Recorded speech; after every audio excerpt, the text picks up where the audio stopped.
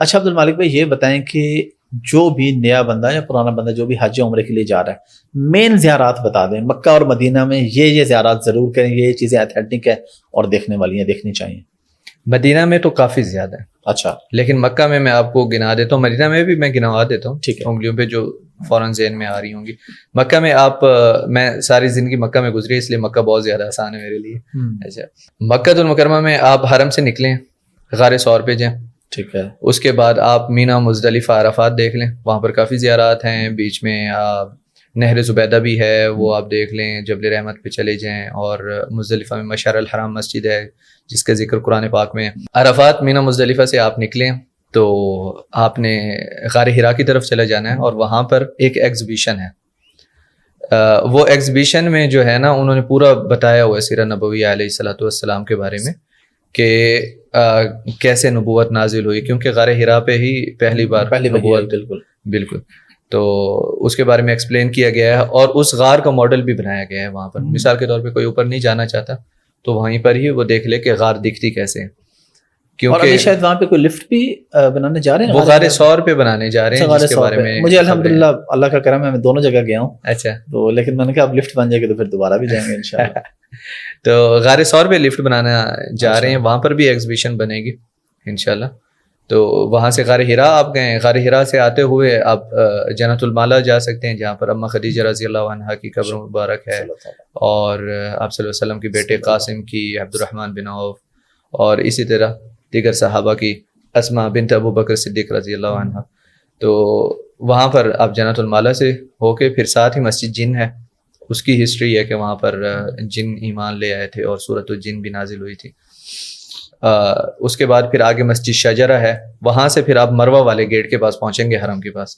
تو وہاں پہ اگر آپ پہنچتے ہیں مروہ والے گیٹ کے پاس، تو اس کے سامنے ہی ہے وہ جگہ جو مکتب مکۃ المکرمہ لکھا ہوا ہوگا، جہاں پر ہمارے نبی پاک صلی اللہ علیہ وسلم کی پیدائش ہوئی صلی اللہ علیہ وسلم. اور ہم بچپن سے اس جگہ کے بارے میں سنتے آ رہے ہیں کہ یہ وہی جگہ ہے جہاں پر ہمارے نبی پاک صلی اللہ علیہ وسلم پیدا ہوئے. یہ گھر تھا، یعنی کہ اسی جگہ پر گھر تھا عبد المطلب آپ صلی اللہ علیہ وسلم کے دادا کا. اور پھر وہیں پر وہی جو اس کے سامنے والا علاقہ ہے نا، وہیں پر قبیلہ بنو ہاشم رہتا تھا. مطلب اس دور کا مکہ جو تاریخی مکہ ہے. ویسے حرم کی دوسری سائڈ پہ بھی رہتے تھے، لیکن جیسے ابو بکر صدیق رضی اللہ عنہ کا گھر جو ہے وہ حرم کی دوسری سائڈ پہ تھا، جس طرف مکہ ٹاور ہے. تو اس طریقے سے دارالارقم ہے وہ دوسری طرف تھا. لیکن اما خدیجہ رضی اللہ عنہ والا گھر جو ہے وہ باب السلام کے، جہاں پر باب السلام ہے اسی جگہ پر ہے، مطلب اسی ایریا میں تھا. تو آپ صلی اللہ علیہ وسلم انٹر باب السلام سے ہوتے تھے. تو اس لیے اب جو ہمارے بھائی اہل تشیع آتے ہیں وہاں پر، تو وہ بھی باب السلام ہی پریفر کرتے ہیں جب پہلی بار انٹر ہوتے ہیں حرم میں. تو یہ ایک انہوں نے اپنی ٹریڈیشن بنائی ہوئی ہے. اور مدینہ منورہ میں، مدینہ المنورہ میں بہت ساری زیارتیں ہیں. مدینہ المنورہ میں حرم کے ساتھ ساتھ ہی سقیفہ بنی ساعدہ، بالکل، اور مسجد قمامہ ہے وہاں پر، ساتھ میں مسجد ابو بکر صدیق، مسجد عمر بن خطاب، مسجد علی رضی اللہ عنہ. تو وہ یہ مساجد ہیں، یہ آپ دیکھ سکتے ہیں. پھر مسجد قباء جانا بڑا ضروری ہے، وہاں پر قبول عمرے کا ثواب ہے اگر 2 نفل رکعت پڑھیں یا 1 نماز پڑھ لیں. وہاں پر مسجد قبلتین ہے، جہاں پر رخ چینج ہوا تھا قبلے کا، اور اس میں دونوں ہیں، وہ رخ جی وہ رخ بھی دکھایا ہوا ہے. پہلے شمال کی طرف چہرہ تھا ان کا، پھر جنوب کی طرف انہوں نے کیا. اور اس کے ساتھ ہی وہ مقام ہے جہاں پر غزوہ خندق ہوا تھا، اس کو 7 مساجد بھی کہتے ہیں. اور وہیں پر ہی اسی ایریا میں ایک مسجد ہے جس کا نام ہے مسجد فتح، جہاں پر ہمارے نبی پاک صلی اللہ علیہ وسلم کا خیمہ تھا، اور وہ کافی اونچی مسجد بنی ہوئی ہے. تو وہ بڑی دیکھنے والی جگہ ہے. اور اس کے اوپر میں نے ایک بڑی زبردست ویڈیو بنائی تھی غزوہ خندق کے اوپر. اس میں نا تھوڑا سا اینیمیشن سے سمجھانے کی کوشش کی تھی میں نے، تو وہ اچھی ہے.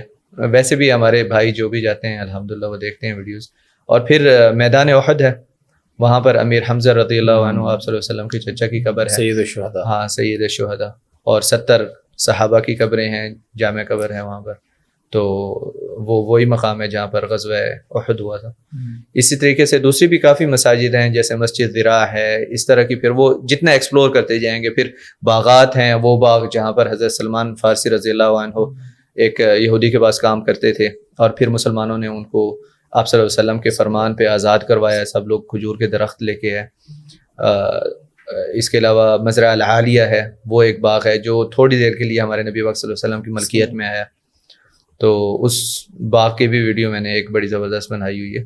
اس باغ میں ہم لوگوں نے نا رمضان میں ہمارے نبی پاک صلی اللہ علیہ وسلم کا جو پسندیدہ کھانا تھا وہ جا کے بنا کے افطار میں اسی باغ میں کھایا تھا. سبحان اللہ. تو وہ ویڈیو ایک میرے بڑا دل کے قریب ہے ماشاء اللہ. تو اس طرح کی کافی زیارتیں اور بھی ہیں. مکہ اور مدینہ کے علاوہ کون سی زیارات ان دو شہروں کے علاوہ؟ جس طرح طائف لوگ جاتے ہیں, میں بھی گیا ہوں الحمدللہ, وہاں پہ بھی کی ہیں. اور طائف میں کیا جگہ ہے, کون سی ہے؟ اور اس کے علاوہ مکہ اور مدینہ کے علاوہ اگر جائیں, مطلب وہ آپ بدر وغیرہ وہ تو اسی سائڈ پہ ہی آ جاتے ہیں نا, اس کے علاوہ کوئی جگہ؟ طائف تو آپ نے ابھی ذکر کیا ہی ہے, طائف میں ہیں زیارتیں, وہاں پر بندہ جا سکتا ہے. اس کے علاوہ پھر العلا سے آگے آپ اگر نکلتے ہیں نا تو پھر آپ حضرت موسیٰ علیہ السلام سے ریلیٹڈ جو زیارتیں ہیں نا ان کی طرف جانا شروع ہو جاتے ہیں آپ.